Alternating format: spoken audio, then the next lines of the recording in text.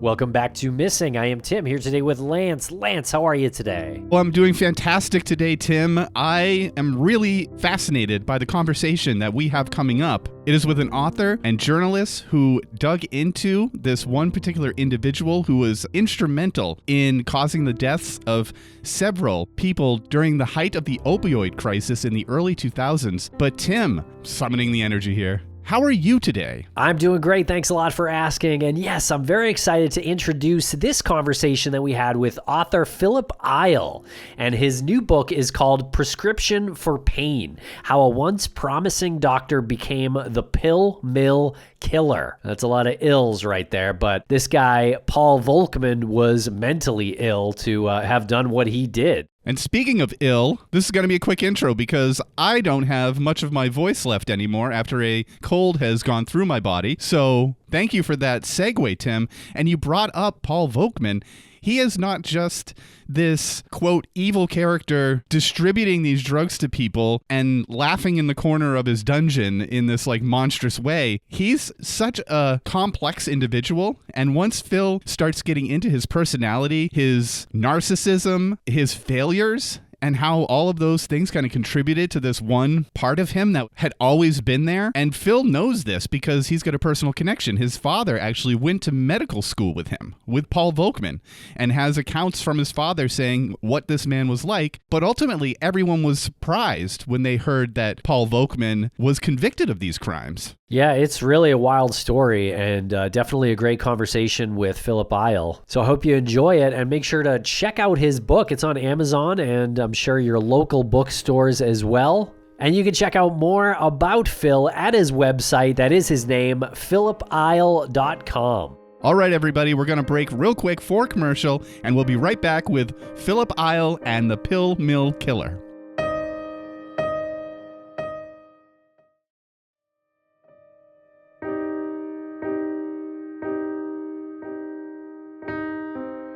Welcome to the podcast, Philip Isle. How are you today? I'm doing great. Thanks so much for having me. Yeah, it's wonderful having you. One of the highlights of what Tim and I do is when we get an email from a publicist or a publishing company and they say, hey, we have this book and this author is doing some promotion. Would you be interested? And then we look into the book and we get the copy and we read it and it's so good and we get the opportunity to speak to someone like yourself. It's tough to categorize it as true crime. I mean, it's a real cultural type story. It has crime, obviously, but the type of book that you wrote, I don't want to just paint it into the true crime corner. But anyway, can you just tell the listeners who you are and your background and what brings you to the show? Sure. So my name is Phil Isle. I am a 39-year-old freelance journalist speaking to you from my hometown of Providence, Rhode Island. An amazing place for a journalist and somebody interested in crime to grow up. Certainly no shortage of it around here. And I've been a journalist for over a decade now. I've written for local publications and Alt Weekly here in Providence. I've written for national websites, magazines, and so on about a variety of subjects. But for almost my entire journalistic career, I have been following a case, a crime case that I have a somewhat of a personal connection to. When I was 23 years old, I learned that a guy who had gone to medical school with my dad was at the time indicted for a massive prescription drug dealing scheme. He was federally indicted. The DEA had investigated him and they had pointed the finger at him and said, this guy has been operating as a drug dealer for the better part of 3 years.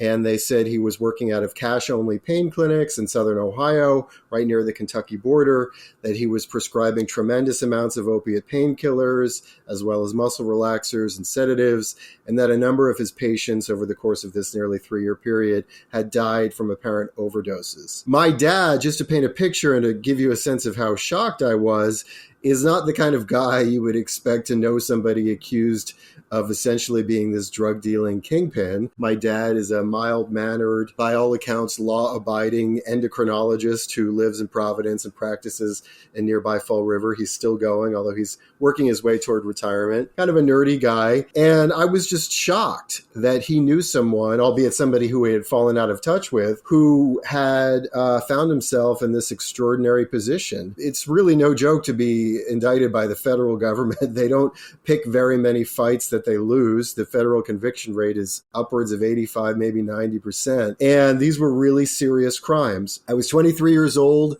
I had all of the energy and also the naivete that goes with being that young. I had just started out in journalism, and I had also recently read In Cold Blood, which was one of the books that made me want to be a writer. And so I get this idea, I'm going to see if I can find out what happened to this guy, Paul Volkman, who has an MD PhD and was charged with these crimes. And I did find out. It took me a bit longer than expected. And the result is that book, which came out earlier this year, Prescription for Pain, How a Once Promising Doctor Became the Pill Mill Killer, which, as you said, I mean, it is a crime story, but it gets into a lot of other stuff. My purpose was to tell the story of what happened to this one guy. But in order to tell that story properly and fairly and in its full context, as you both know, I had to get into a lot of other stuff. It's been a while that I've been working on this privately, and I'm just thrilled at any chance I can get to talk about it with people. Just for clarity, how long have you been working on it? Like since then? Like obviously not straight through since then. Like right. Yeah.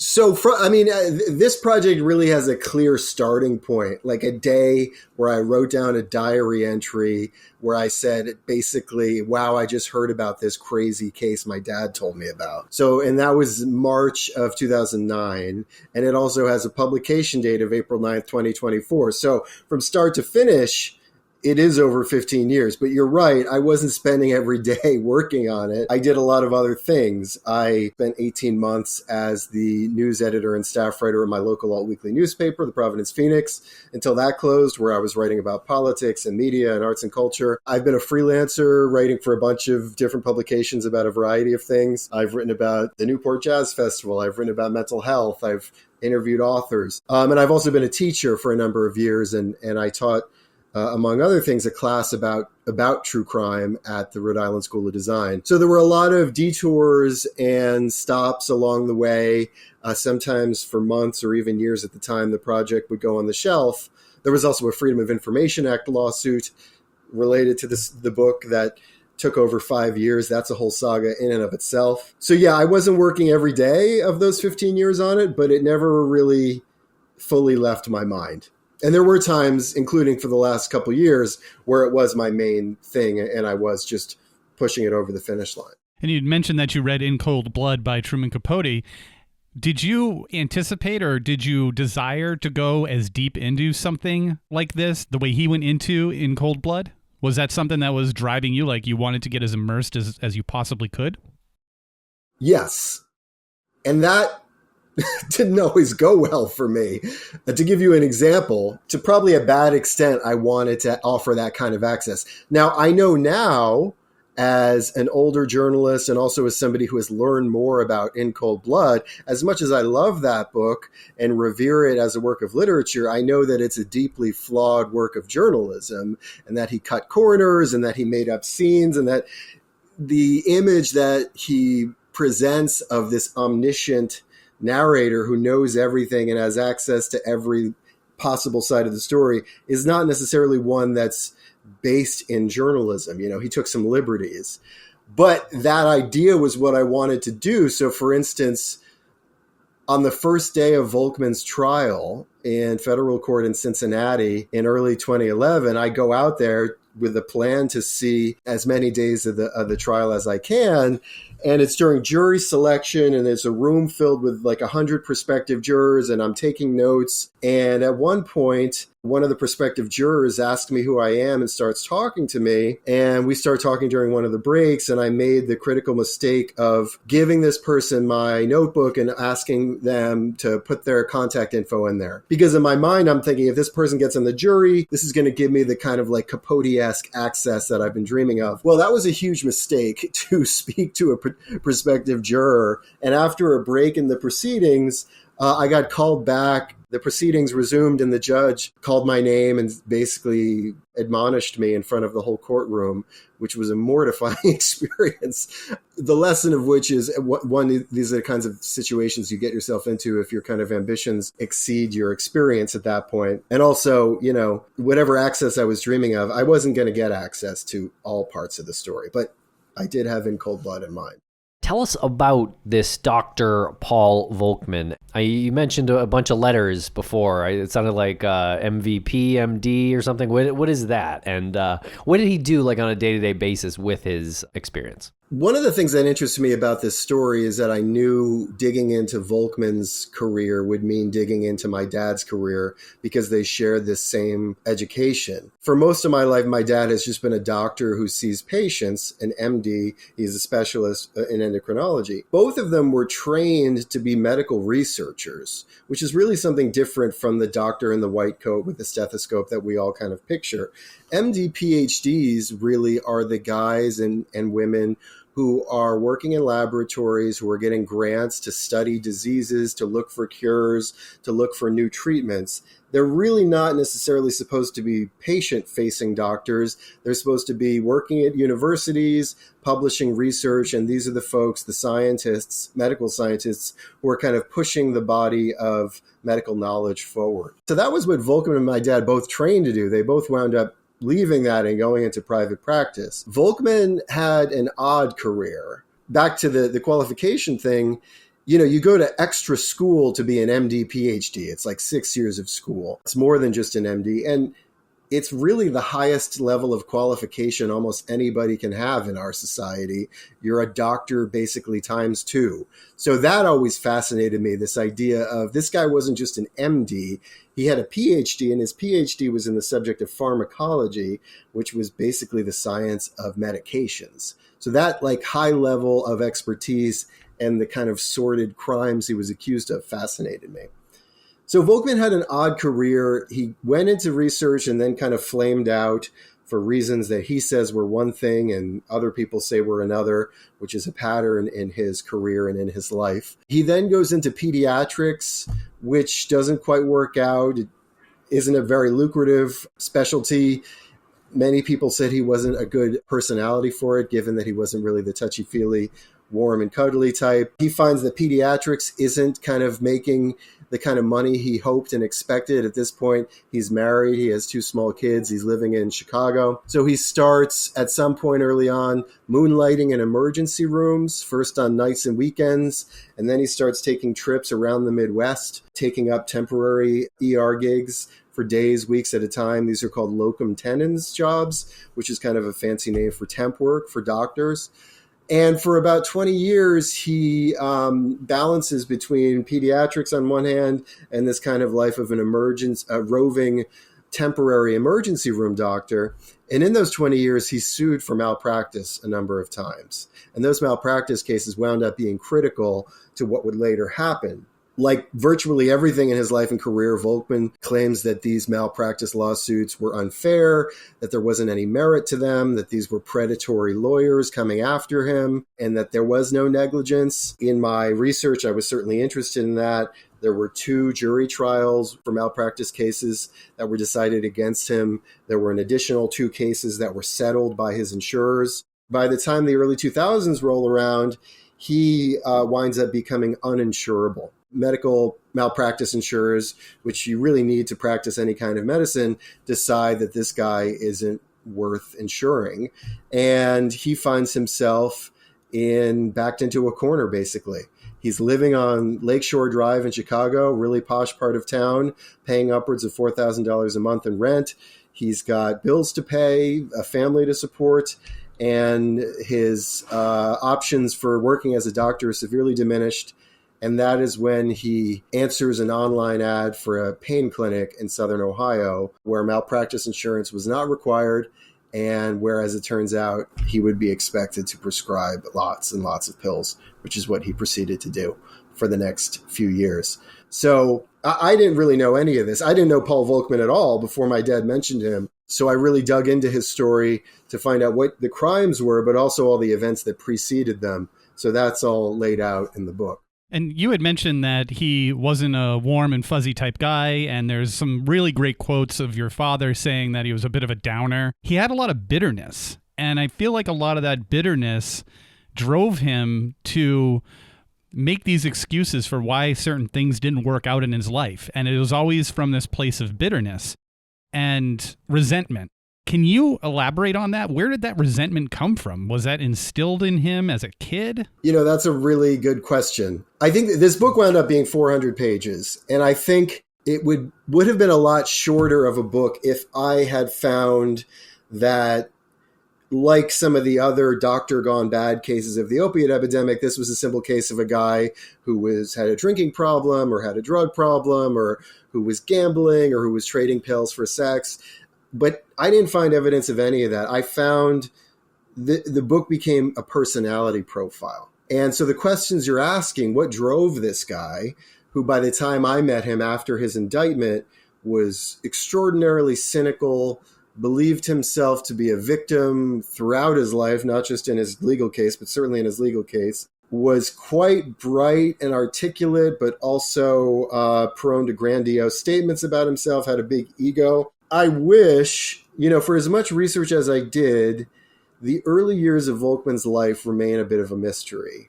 And the question of, was it nature, was it nurture that made this guy who he was, remains to an extent unanswered. I don't have a good answer to that. I did learn about his only sibling, a brother, and I go on kind of a digression in the book to talk about this brother, who, according to that brother's only son, also had an extremely, let's say, difficult personality and was an extraordinarily difficult guy to get along with from a father-son perspective, and basically had a lot of mental issues. So I did come away thinking that whatever happened to both of them to some extent. Both brothers wound up being two really kind of screwed up guys. But I will also say that, when I spoke to people like my dad and other classmates from med school, they did remember a guy who was bitter, who was a bit of a complainer, a pessimist. But nobody from that time said, oh, we think this guy is going to turn into a criminal.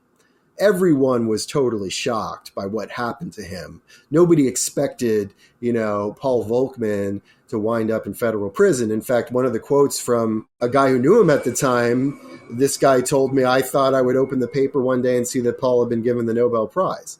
So he struck some people as very promising. So, I try my best to kind of portray his psychology in the book in terms of describing it. But how it happened exactly is still a bit of a mystery to me. Is there a when, like some point in time where he was on a better trajectory and then he kind of broke bad? That's also a question I was interested in. I mean, if you look at just what prosecutors say, the indictment starts with his activity in Ohio. As far as I know, although he had faced malpractice charges, he hadn't faced criminal charges before that. So from a legal perspective, prosecutors say he broke bad the minute he arrived in Southern Ohio and started working at this sketchy cash-only pain clinic, which, by the way, was owned and operated and founded by a local woman down there who didn't have any medical background, didn't have a college degree, had worked in fast food restaurants and factories, and had decided that she was going to open up a pain clinic. So that's the kind of operation we're talking about here. But I think a more nuanced answer to your question is, I was, of course, interested in when did this guy go bad. I'd say it might start with the first malpractice lawsuit in the late 1980s, which is horrifying case, stemmed from his time as a pediatrician when parents brought in their 1-year-old child to his office. The child hadn't slept well the night before. After arriving at the office, the child developed some really severe, life-threatening breathing issues, a condition called epiglottitis, where the kind of windpipes swells up and can potentially close.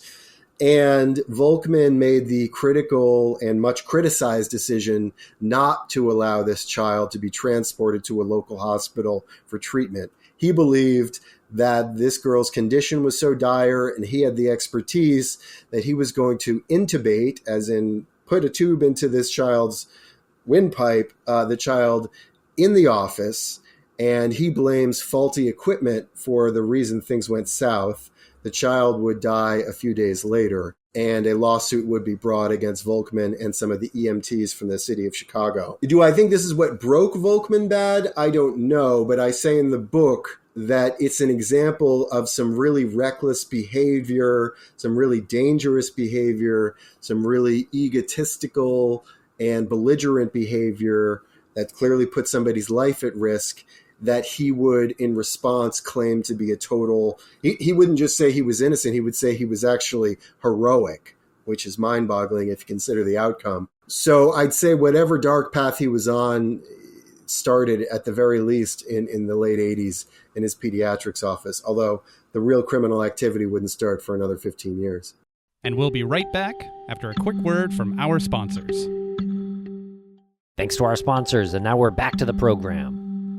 Can you tell us a bit about his work in medical research? Because you do a little bit of definition on medical research, and he did some research into strokes as well. So just as a side note, shortly after I heard about Volkman's case, I was about to enter a graduate writing program.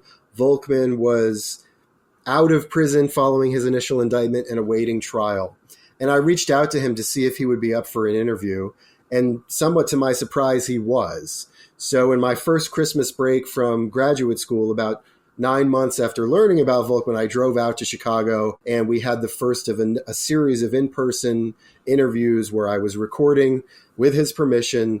And I got a total of 15 hours of those interviews recorded before his trial, and then we continued to correspond for many years after his trial. So all of that is a lead up to me saying, when it comes to Volkman's side of the story, I have that in abundance. And I draw on that at many times in the book. So when it comes to his research, when it comes to anything, there's what Paul Volkman says, and then there's what I could learn from available documents or from other people. Volkman claims he does have a handful of named off as an author papers that were published in the late 70s. It's not as many as, for instance, his classmates in the MD PhD program who went on to have, careers, including my dad, where they continued to publish for years after the program, even decades, and their published work goes on for pages in their CV. Volkman's are much shorter. Volkman claims that in his medical research, he discovered a basically revolutionary treatment for a certain kind of stroke. And he claims that this was a brilliant solution that he was ready to have published in one of the leading journals in the field. And with the catch was that the director of the lab where he was working, who would need to sign off on whatever his research was, Volkman claims this guy was away on vacation, came back, didn't agree with Volkman's methods or something, and for unclear reasons didn't allow Volkman to publish this world-changing research. And thus, according to Paul, he soured on medical research in general and left. Dramatic story, right? Well, I tracked down the lab director who barely remembered Volkman. He didn't remember him as the brilliant researcher that he claimed to be. He literally told me if this guy hadn't spoken up, he would have blended in with the wallpaper. And this guy remembered no such revolutionary research. He remembered Volkman as a not particularly distinguished researcher who was interested in doing a lot of moonlighting on the side, working in local emergency rooms to make ends meet. And that, he said, was the reason why they ultimately parted ways. When you ask about Volkman's career as a researcher, it depends who you ask. If you ask him, he was a brilliant researcher thwarted by this jerk of a boss. If you ask the boss, he was a totally forgettable guy who didn't really bring his best self to work because he was distracted and eventually left. As I do many times in the book, I present both of those things and we keep on going. And as readers will see, there's a pattern where Volkman says one thing, that he's extraordinary or a victim or both, and other people say, no, that's not really what happened. Wow, so you spent a lot of time with him. Does he have like a serial killer type coldness to him? Yes and no, I would say. He's not the kind of guy who, if you're hanging out with him, would necessarily give you the willies. He kind of appears to be, or appeared in past tense, he plays bridge, he plays chess, he likes classical music, he likes going to the local art museums. He was living the life of a kind of what seemed to be kind of a highly educated retired guy, even though the reasons for his retirement was that he was under federal indictment. So if you were to just talk to him for a minute, you may not get a negative impression of him. And he could certainly hold a conversation about politics or medicine, and he appears quite bright. And I did, in fact, interview a number of people who knew him from Chicago. who were mostly taken in by his story and did believe he was wrongfully accused. But he will say things, or he will write things later on that are indeed quite creepy. I mean, it will show flashes of a really hot temper that he sometimes aimed at me, called me stupid, said I was going to wind up in prison for the way I was researching the story, called me corrupt, called me brainwashed. I mean, one example that sticks in my mind is when, after he was convicted, he was in county prison and he described reading the pre-sentencing recommendations from his parole officer, which recommended 4 consecutive life sentences. And he said, and I don't think he was joking, he thought he might strangle this person and earn one of the life sentences. So whether that was a dark joke or a real thing that he meant, or either one, disturbing, right? He would say things like he had a drug testing regime in his clinics, which he claimed was the way he made sure that the patients were taking what he prescribed. This was an area where drug diversion was rampant and where he should have known that people were either selling their pills or abusing them. But he had these blood tests, which were not even really an established thing at the time or even now, these blood tests that he claimed could measure the amount of a medication in their system. And he basically told me that if people died when they were trying to kind of game the test in order to lie and make it look like they were taking the pills, that was on them, not him. And they died in the process of trying to screw him over. And therefore, he felt they kind of deserved what they got. So these are the kind of things that you wouldn't want to hear anyone say, let alone a doctor who was entrusted with caring for people who have really serious illnesses.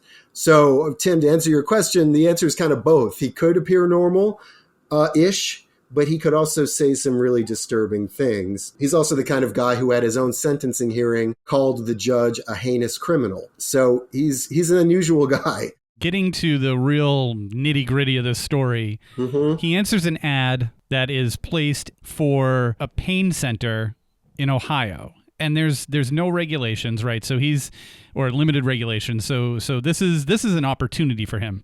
Can you break down the process here? How does he get there? How does he relocate? And when does he start to really, dig in and see the results of the process that he's doing there? Well, he doesn't relocate. One of the, again, many extraordinary things about this case is that he lived in Chicago and he worked during the week in Portsmouth, Ohio, which is about 400 miles away. And he would commute on a weekly basis for almost 3 years, which is, again, unusual and odd, and may have had side benefits like the fact that the office where he was working wasn't a place where his family or his friends could just swing by and see what was going on. Or, the anger that was starting to, or the heat from law enforcement that was following him down in Ohio didn't necessarily follow him back to Chicago, at least for a certain period of time. So he begins this unusual commute. He's going down on a weekly basis. Interestingly, from one of the poshest parts of one of the biggest cities in the country to this forgotten Rust Belt Appalachian town that's really down on its luck. I mean, one of the things that interested me about this story is that it brings these kind of two poles, different versions of American life into kind of conversation with each other. And he starts working at this clinic. And if you believe the testimony at his trial from pharmacists, 6 or 7 of whom testified, problems started basically immediately upon his arrival. Local pharmacies were so alarmed by the scripts he was writing for opiate painkillers, for sedatives like Valium, for muscle relaxers like Soma. They were disturbed by the amounts he was writing, by the fact that the patients didn't appear to be in pain, that the patients were coming in groups, that the patients were paying in cash without batting an eye. That one by one, local pharmacists in Southern Ohio said, or even in Kentucky, West Virginia, nearby, we're not going to fill this guy's scripts. So that posed a problem because within a few months of his arrival, this pain clinic, which was at that point reliant on pharmacies to fill the prescriptions, and the pain clinic, by their own admission, 90% of the care they offered was prescriptions, as opposed to physical therapy or injections or other kinds of treatment. And so they did something that in hindsight seems kind of nuts. They successfully applied for permission from the Ohio Pharmacy Board to have an on-site dispensary, meaning their clinic within about 5 months of Volkman's arrival became a one-stop shop where Volkman's patients could see the doctor, receive their prescriptions, walk down a hallway, and have those same prescriptions filled at the cash-only on-site pharmacy. And that was the model that they, and the pharmacy, mind you, was run by the same family that had founded the clinic, basically the woman's daughter. She also didn't have any specialized medical training. She wasn't a pharmacist. Details about this whole operation came out in the trial, which were extraordinary. Access to the back end of the pharmacy, which of course had these wildly valuable and dangerous medications, was super lax. A lot of different family members and employees had access. And people from the clinic also testified that Volkman was treating a number of the employees and owner of the clinic as patients. So like pretty much her whole family that owned the clinic and ran the clinic were also patients of the doctor. So it was just really sketchy stuff.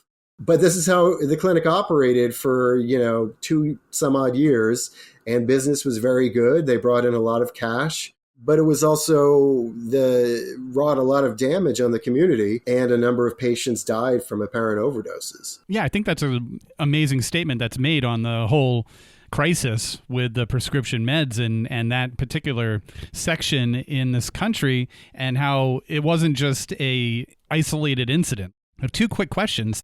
Maybe not quick, but how did he make the money? Was there like a kickback from the prescription drug manufacturers? And also, how are multiple people who aren't licensed to do this able to do this? They're not pharmacists, they're not doctors, nurses, anything. Like, how is that possible? I'll answer the second question first, which is in the course of the 15 years I worked on this book, at the city level and at the state level in Ohio, when this problem really got out of control, especially of these so-called pill mills, city councils and the state legislature rushed to close some of the loopholes that clinics like Volkman's had been exploiting. Among them, one was that you needed to be a doctor to own a clinic like this, or clinics like this needed to be affiliated with a local hospital or university, or clinics like this needed to be subject to, random inspections by the local health department. So a lot of these loopholes got closed, and a clinic like Tri-State Healthcare that I wrote about could not open or operate now in the town of Portsmouth in 2024 in the way it did in 2003. Did it take too long? Should they have known earlier? That's another question that I would leave to other people. The question of how Volkman was making money, there's kind of 2 answers to that.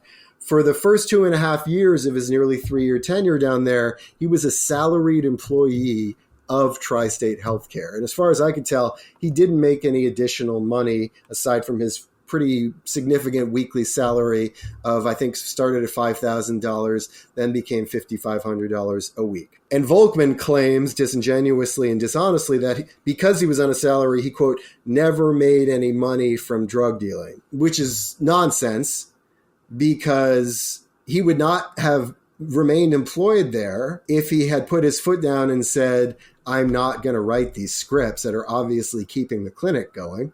And there had been doctors before him who had been hired by the clinic who did that, and they didn't last. Also, that doesn't take into account Volkman's extreme professional desperation to find any kind of work and to maintain his really high standard of living, most exemplified by this $4,500 a month Lakeshore Drive apartment in Chicago. He said something to me, which I don't know if he realized how incriminating it was, that between the time he became uninsurable for malpractice insurance and finding this pain clinic job, he was so desperate for work that he spent some amount of time chopping vegetables in a restaurant kitchen. So this was a guy with an MD PhD who was so down on his luck that he was reduced to kind of minimum wage type work and then going home surely infuriated to his Lakeshore Drive apartment. I mean, it depends on how you look at it. I think $5,000 a week is a lot of money, but it didn't add up necessarily to millions.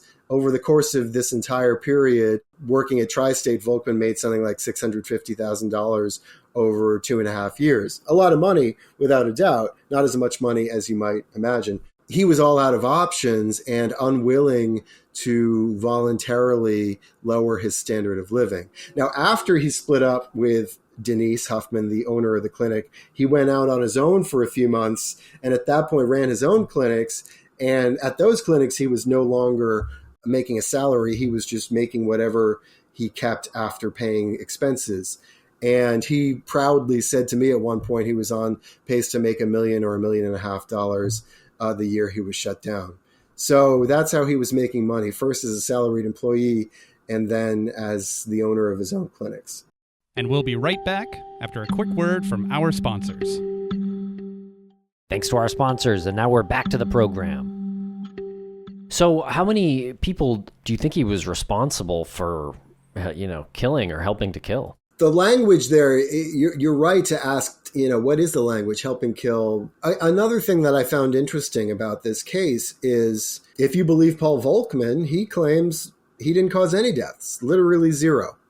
That if people died, it was because they weren't taking drugs according to his directions, or they were taking them with other substances that they didn't tell him about, or they died of things like heart disease or other things that weren't his fault. And he claims that these people were really sick or in pain to begin with. I know from DEA folks who worked on the case that they apparently looked into as many as more than 30 deaths from this time period.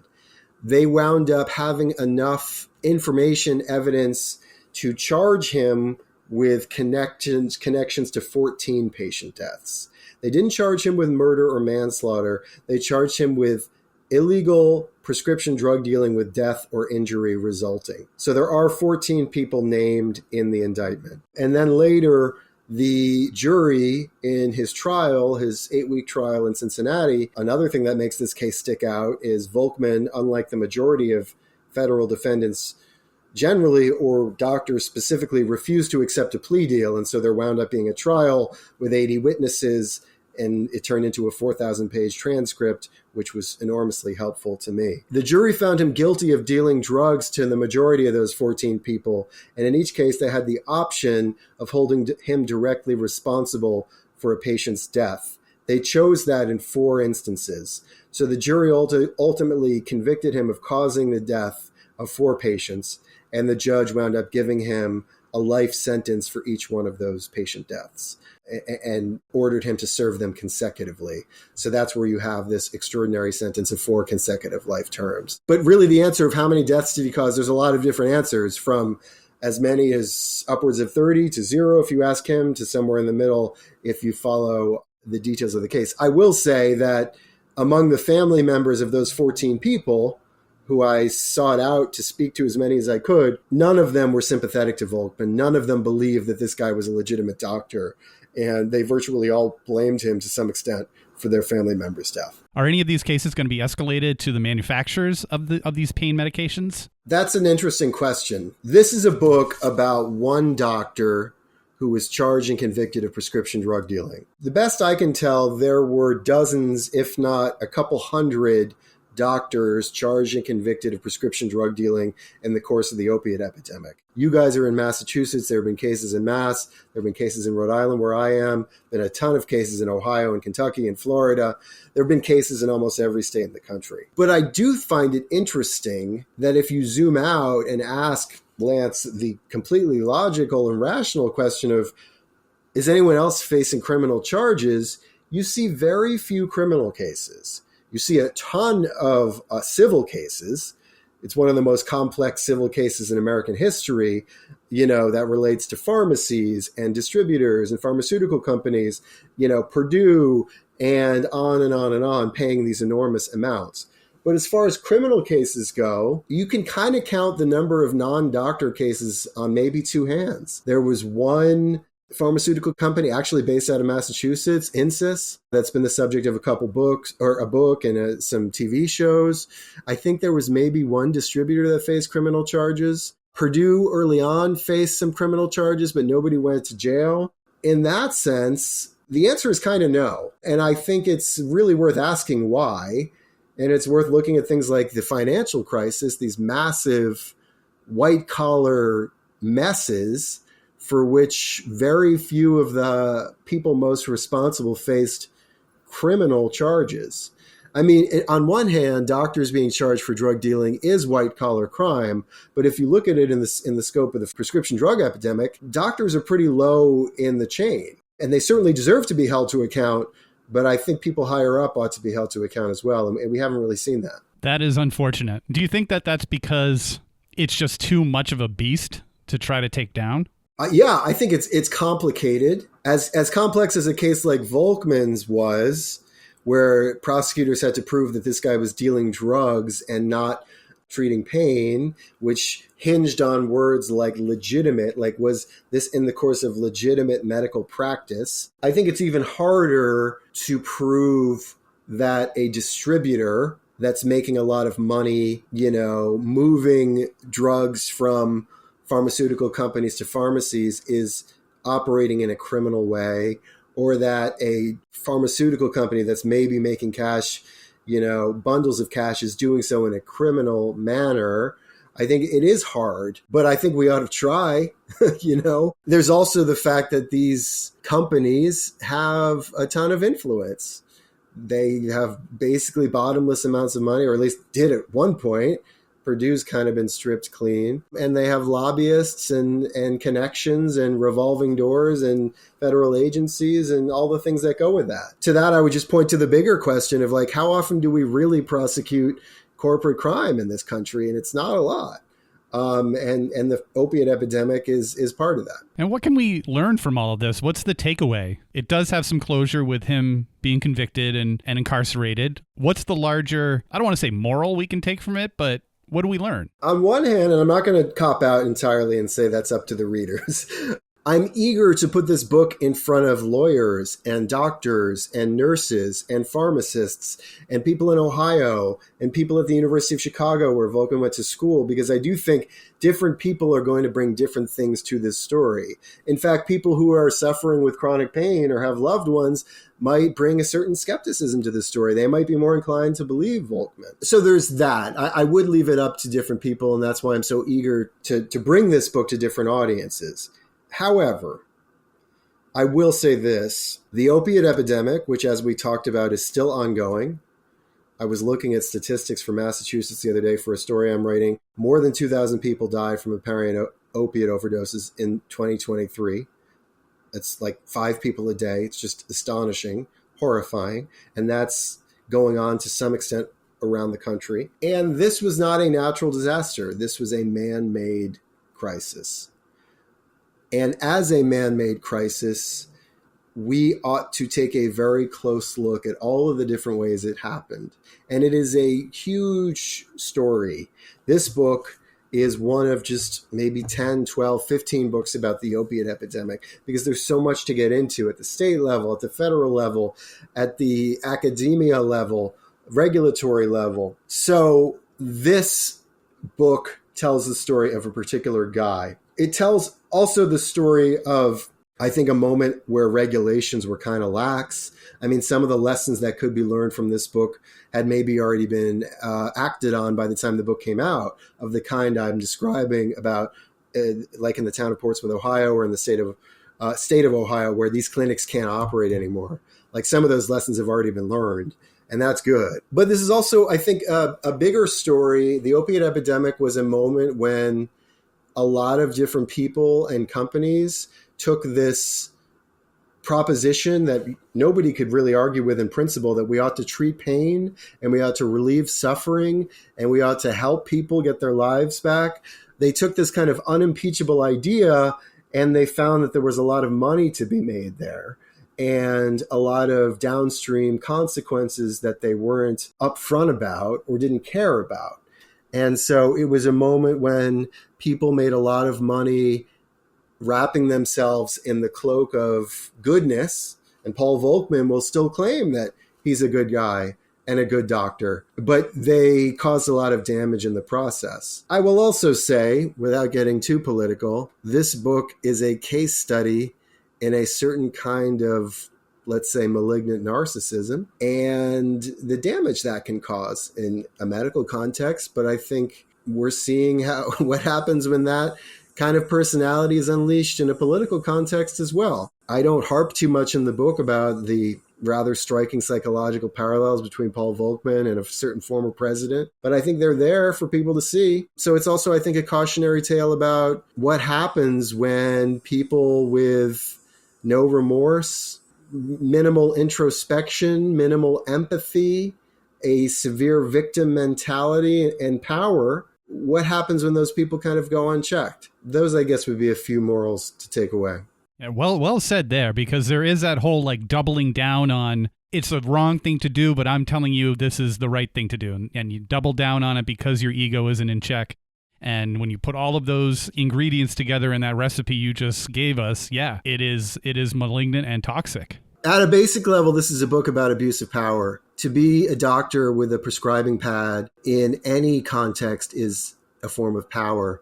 To be there in this really down and out part of Ohio where these drugs he's prescribing are highly addictive and also highly lucrative on the street, and where jobs are really hard to come by, this is an enormous amount of power. These people were extremely vulnerable for so many reasons, and Volkman abused that power.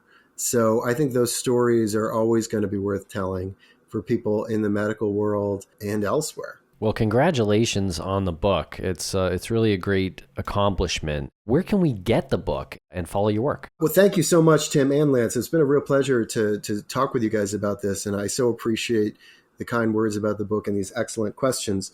The book, thanks to my wonderful publisher, the New England-based independent Steerforth Press, got to give them a shout out, they're up in New Hampshire, is wonderfully distributed. So it's basically available wherever you get books. It's certainly at all the big guys online, Amazon, Barnes & Noble, but it's also available at most indie bookshops. And if they don't have it on their shelves already, you can ask them for it. I've also been delighted to see how many libraries are carrying the book. I'm a huge public library guy. So if your library doesn't have it already, you can go and ask that they order it and maybe refer them to this podcast to show them why they should order it. It's also, it's on e-readers and there's an audio version. So really, however you want to consume the book, shy of a movie or TV adaptation, which who knows, maybe someday down the road we'll have that. The book is available and people can follow me on, I'm on pretty much every social network. I'm most active on Twitter and X at Phil Isle. I'm also on Instagram. I'm on TikTok, mostly cat videos. I'm on Facebook. I'm on LinkedIn, anywhere they can find me. And they can also email me. And, this book came out 4 months ago, but I'm excited that I still have a number of events coming up, both in my own state of Rhode Island, and I'm going to be going back out to Ohio and Kentucky and West Virginia in the fall to have some events really in the area where this story takes place. So I'm really excited to continue telling people about it. And do you have another story you're working on after this? I do. I don't have I don't have a book contract yet, but I mentioned that I got involved in a Freedom of Information Act lawsuit for evidence from Volkman's trial that wasn't being released to me, like thousands of pages of evidence. Wound up suing the DEA, winning, but it took years. In that process, I got really interested in the Freedom of Information Act. And I learned that nobody's really written like a general audience, colorful, engaging history of that law, talking about things like John Lennon's FBI file and torture at Guantanamo Bay that we learn about through FOIA requests and all kinds of other, UFOs and Area 51. Hopefully I will be coming back up for air at some point with a book about the FOIA to tell you guys about. Yeah, definitely. You're more than welcome to come back on the show to talk about that, because FOIA is part of what we do here in some, background research for certain cases, but we have a lot of our listeners asking about that as well. So once you have that ready to go, let us know and you're more than welcome to come back on. Thank you. Yeah, I'm excited about it. It'll be a little change of pace from true crime. I would like to write another true crime book at some point. I think I need a bit of a breather. I have this personal connection to and passion about the FOIA as a result of this multi-year lawsuit I had. And I think there's a really remarkable and important story to tell there. So that's what I'm eager to do next. Very cool. Well, thank you so much for joining us here. Thank you for having me, guys. I appreciate it.